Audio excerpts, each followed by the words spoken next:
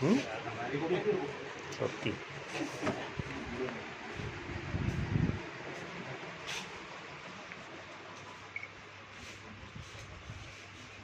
जी बस कहना यह है कि आज टीम नेस्को यहाँ आज़ादी का जश्न और उसके साथ उससे भी बड़ा या उतना ही महत्वपूर्ण जो जश्न है या खुशी का मौका है, वो हमने पिछले हफ्ते ये बात तय की थी कि नीरज चोपड़ा के ओलंपिक्स में 121 साल के अंतराल के बाद गोल्ड मेडल जीतने की खुशी में हम लोग चाहते थे कि अपने यहाँ एक जश्न मनाएं, और ये आज जो आप देख रहे हैं लंच, ये उसी का हिस्सा है।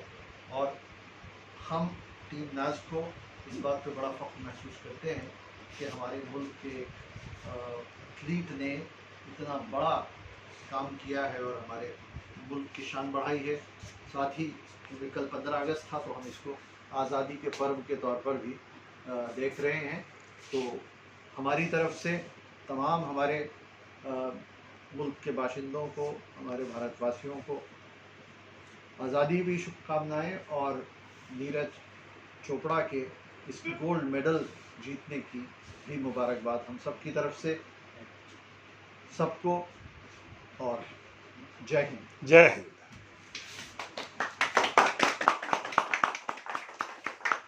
अब आप